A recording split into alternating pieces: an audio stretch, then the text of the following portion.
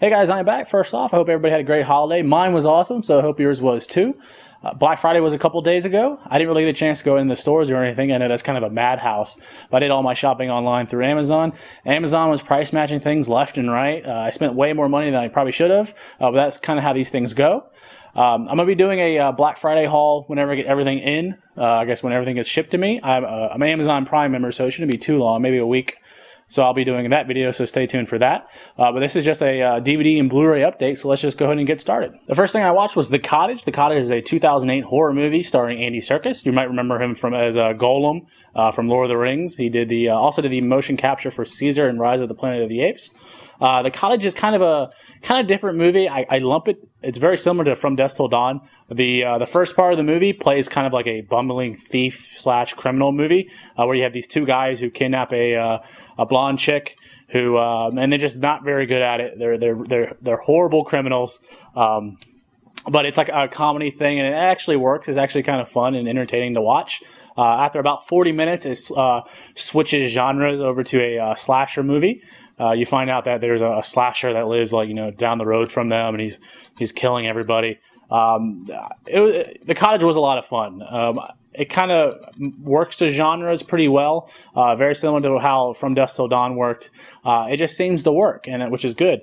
There's a lot of comedy in it, which is good. Andy Serkis and I can't remember all their names, but they were kind of funny. The big fat guy, the blonde girl. Kind of a lot of boob jokes because she's very well endowed, but I think The Cottage works. I think it's funny, and I think it's kind of gory. I wasn't really expecting it, so The Cottage, recommended. Angle change. The next thing I watched was Sledgehammer. Sledgehammer is a 1983 shot-on-video slasher movie done by David Pryor. I know David Pryor has done a lot of weird, bad horror movies. He's done like Killer Workout, and his brother Ted Pryor, he used to be a Playgirl centerfold.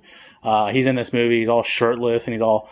It's very weird. Like you're introduced to him, and he's shirtless, and he's like beating up on his girlfriend, and like hitting her head with a beer can. And then you know, towards the end of the movie, he gets knocked out, and the slasher like follows the girl.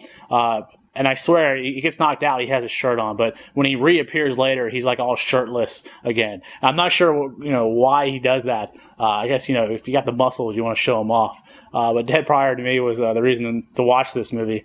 The slasher himself is kind of a supernatural guy. He kind of can, disappear and reappear whenever he wants to. But it's a shot-on-video movie, so if you've ever seen shot-on-video movies, you kind of know what you're expecting. But it's a VHS movie transferred to a DVD. This is done by Intervision.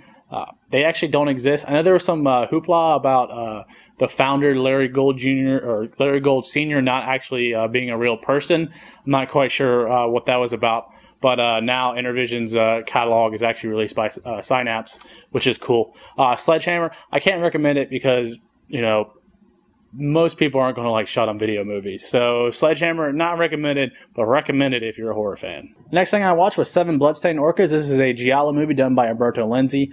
Umberto Lenzi's also done films such as Man from Deep River. He did Cannibal Ferox. He did a whole bunch. He's known as a genre director. He's also known for making some really bad horror movies, but he's got a few good ones as well.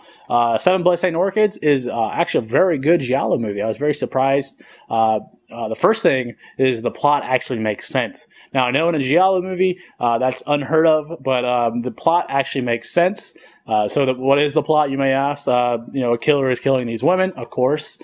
These women are tied, to the happenings of somebody who died in the past. It's just actually a very nicely told story. The cinematography is excellent. The camera work and all that. Some of the kills are pretty inventive. You have like the drill kill and the drowning kill, which is pretty cool. I was a little disappointed with the ending. I thought like the killer should have went out a lot cooler. But overall, I was still pretty impressed. So 7 Bloodstained Orchids, recommended. Next thing I watched was Paul Thomas Anderson's There Will Be Blood. There Will Be Blood is kind of like an American epic movie. It talks about the time where, people were harvesting oil out of the ground and stuff like that. Daniel Day-Lewis plays the main character. He is amazing in it. I know this thing won him the Best Actor award. Also, the movie itself won Best Cinematography. It's just a very well-made, well-shot film. The story is a little long. I think it runs like 2.5 hours, which is pretty lengthy, especially considering that, not a lot happens in the movie.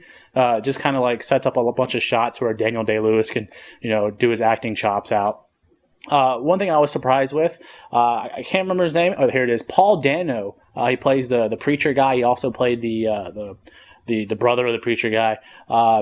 Was amazing in it. Like, I actually liked his acting. The plot itself is pretty interesting. It's kind of like talk about the downfall of people who are greedy, capitalist, and whatever you want to read into it, you can. So There Will Be Blood, awesome movie, recommended. The last thing I watched was City of the Living Dead. This is a film by Lucio Fulci. This is the Blu-ray distributed from Blue Underground. The Blu-ray is excellent, looks really good. There's a bunch of interviews and still galleries and radio spots and all that good stuff. So the Blu-ray is awesome. I recommend the Blu-ray. Now on to the movie. For me personally, Lucio Fulci's hit or miss. And in my book, I think he has a little more misses than hits. I do like Zombie, and I do like The Beyond. But The City of the Living Dead, I was okay. I guess okay is stemming on good. I know it's kind of weird, but so the movie's about a priest who hangs himself in a cemetery and he opens the gates of hell. So you have a bunch of characters, trying to close the gate of hell. But the zombies to me were the most disappointing part. I was expecting something like Zombie, but they end up being more supernatural, spiritual zombies, and they only really appear towards the end. The priest does have a really cool kill. He kind of like stares at this girl in a car, and her eyes start to bleed, and she starts puking out her guts. So I thought that was really cool. The ending, underground, pretty spooky, with all the zombies coming out. It was good. It was good stuff. City of the Living Dead, I'm going to go ahead and say it was good, so recommended. That's it for this week's DVD/Blu-ray update. Stay tuned. There'll be a Black Friday haul eventually within I think a week or week and a half.